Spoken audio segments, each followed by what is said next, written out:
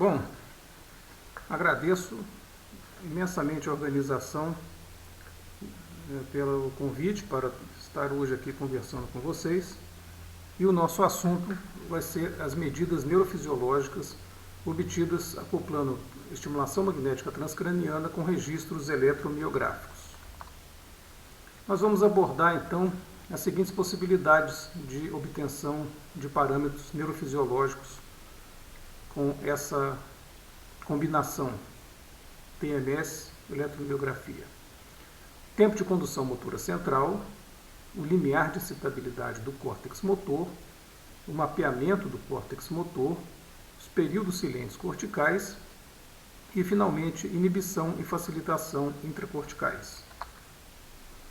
Os potenciais evocados motores foram o que primeiro se pensou com o advento da estimulação magnética transcraniana.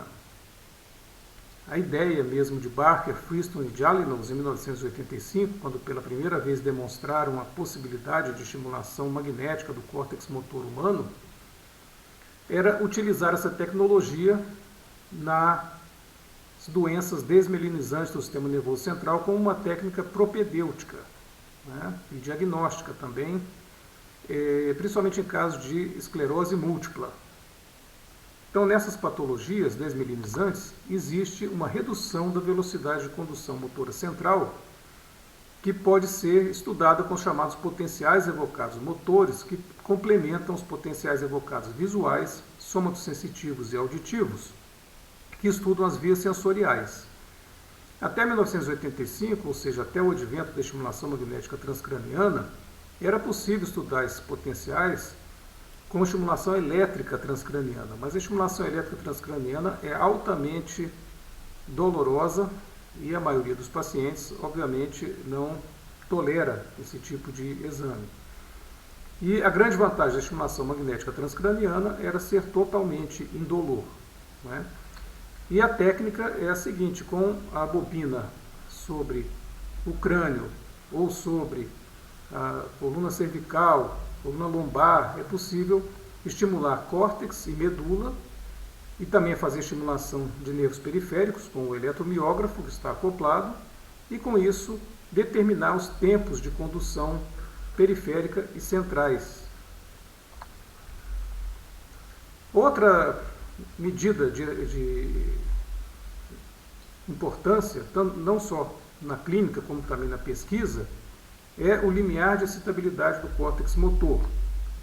Ele pode ser utilizado em estudos de fisiologia do sistema nervoso e também de fisiopatologia de doenças neurológicas, além de avaliar o efeito de drogas antiepiléticas, que são drogas que visam elevar o limiar de excitabilidade para evitar convulsões. Esse aqui, por exemplo, é um trabalho de Ulf Zimmermann, de 1996, essas figuras são do trabalho dele, mostrando a comparação de vigabatrina, carbamazepina, gabapentina e lamotrigina antes e depois da ingestão da droga, o efeito da droga no sistema nervoso, mostrando que elas realmente aumentam o limiar de excitabilidade cortical. E isso pode ser avaliado com a estimulação magnética transcraniana. O mapeamento do córtex motor foi uma linha de pesquisa muito importante. Já em 1990, no NIH, por exemplo, National Institutes of Health em Washington, onde eu tive a oportunidade de trabalhar com o Dr. Mark Hallett e outros colegas, nós utilizamos muito mapeamento do córtex motor com estimulação magnética transcraniana para verificar a reorganização cortical que ocorria após amputações de membros, aprendizado motor, bem como outras manipulações periféricas também.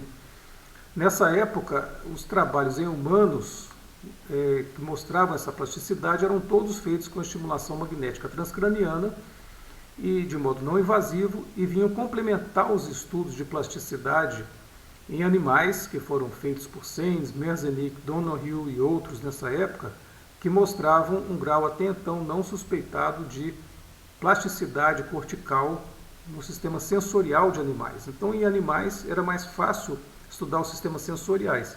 E no humano, com o advento da estimulação magnética transcraniana, de maneira bem interessante, era mais fácil examinar, né, estudar o sistema motor.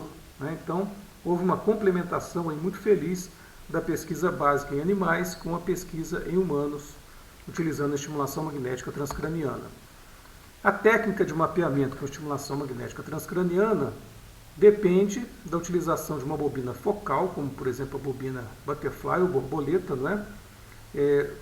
Que pode estimular vários pontos sobre um grid, né, colocado sobre o crânio do indivíduo, e com isso nós conseguimos construir um mapa topográfico da representação cortical de um músculo que está sendo monitorado eletromiograficamente. Né?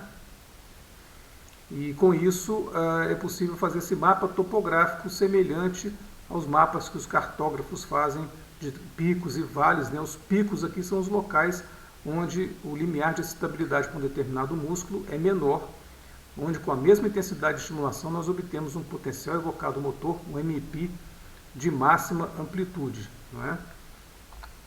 E com isso nós podemos delimitar então a área de representação cortical motora de diversos músculos. Um exemplo aqui do nosso grupo, do NIH, em amputados. Esse é um exame feito num paciente de 78 anos, 11 meses após a amputação do braço esquerdo. E nós vemos então que a representação cortical do bíceps esquerdo é muito aumentada na comparação com o bíceps direito. Por que isso? Porque tanto os estudos em animais quanto em humanos demonstraram que, quando há amputação de um membro, a área cortical, tanto sensorial quanto motora, dedicada àquele membro, não fica silenciosa, mas ela passa a se relacionar com o coto, com as musculaturas mais proximais à amputação. E com isso, o bíceps do lado amputado passou a ter uma representação cortical muito aumentada.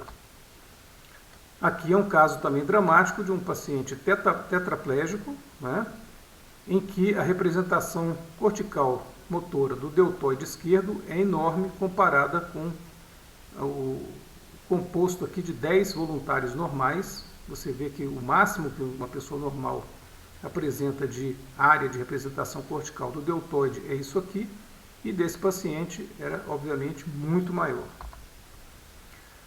No aprendizado motor também, nós temos aqui um leitor de Braille, em que nós mapeamos o seu primeiro interósseo dorsal direito, e nós vemos então que, comparado com um controle, né, um cego que não lê Braille, a representação do primeiro interósseo dorsal direito dele é muito aumentada. Porque para a leitura do Braille não somente entra em jogo a componente sensorial, mas também motor para os movimentos muito finos, né, da leitura do Braille. E isso, ao longo do tempo, acaba aumentando a área de representação cortical motora do primeiro interósseo dorsal direito. Outra medida muito interessante, na clínica principalmente, para desvendar o mecanismo de certas patologias em que há falha da inibição intracortical, por exemplo, nas distonias, né, é o período silente cortical. O período silente cortical ele ocorre após a produção de um MP, de um potencial evocado motor, né, e ele é um período de supressão de uma atividade eletromiográfica de fundo que nós obtemos solicitando que o indivíduo faça uma contração sustentada daquele músculo durante o exame. Né. E o período silente cortical é uma medida dos mecanismos inibitórios intracorticais e medulares. Então, como é que ocorre? O indivíduo está fazendo uma contração sustentada do primeiro interósseo dorsal, é estimulado o seu córtex motor, após a produção do MP, ocorre um período de abolição da atividade eletromiográfica, que nesse caso aqui está durando 100 milissegundos, mais ou pouco menos de 100 milissegundos, né? E esse é o período silente, que ocorre após o MP. Utilizando essa técnica, por exemplo, nós estudamos com Nasser Alan e colaboradores, em 2015, 10 pacientes com distonia craniana, 4 com blefaroespasmo e 6 com blefaroespasmo associado à distonia oromandibular, e nós registramos os períodos silentes do músculo orbicularis oculi. Qual foi o resultado? Nós vemos que nos pacientes o período silente era relativamente curto e nos voluntários normais muito mais longo, não é? Comprovando então que existe parece existir uma falha da inibição central nesses pacientes com distonias. Finalmente, uma técnica muito elegante de estudar inibição e facilitação no sistema nervoso central é a técnica de dupla estimulação, né, ou de estímulos pareados. Para isso, nós precisamos de duas bobinas, uma bobina para dar estímulos magnéticos, que serão os estímulos condicionantes, e outra bobina para nós darmos os estímulos condicionados, né, os estímulos de teste. Quando o estímulo condicionante ocorre 1 a 4 milissegundos antes do estímulo teste, nós temos inibição. Quando ocorre 6 a 20 milissegundos antes, pelo contrário, nós temos facilitação. Novamente, Zeeman publicou sobre isso, foi um dos primeiros pesquisadores a demonstrar a existência desse fenômeno, e nós vemos aqui figuras de um trabalho dele de 1996, em que fica bem claro que com 3 milissegundos de estímulo condicionante, antes do estímulo teste, ocorria uma redução, uma inibição, então, do potencial evocado, da amplitude do potencial evocado motor. Tá? Quando, pelo contrário, era um estímulo com 6 milissegundos de antecedência ao estímulo teste, havia uma facilitação, ou seja, um aumento da amplitude do potencial evocado motor. E aqui nós temos a combinação dos dois estímulos, predominando então a inibição. Aqui do outro lado da figura nós vemos também outras latências, né? 5.5 mais 11 milissegundos, né? 4 milissegundos aqui em cima com inibição, 5.5 mais 11 milissegundos, predominou a excitação, facilitação, e aqui combinando 3 estímulos, né? E novamente predominou a inibição. Então, nós podemos concluir que a estimulação magnética transcraniana, quando acoplada a registros eletromiográficos, ela é capaz de fornecer muitas variáveis neurofisiológicas. Essas variáveis podem ser utilizadas em estudos básicos de fisiologia do sistema nervoso, para que nós conheçamos melhor o funcionamento normal do sistema nervoso. E também elucidar melhor a fisiopatologia de muitas patologias, não só neurológicas, como também psiquiátricas, né? Então, há estudos, por exemplo, de limiar de excitabilidade, de inibição e facilitação intracortical, também em certas doenças psiquiátricas. Então, uma ferramenta muito rica, né, e que pode ser utilizada tanto para pesquisa básica, né, como também na clínica, né?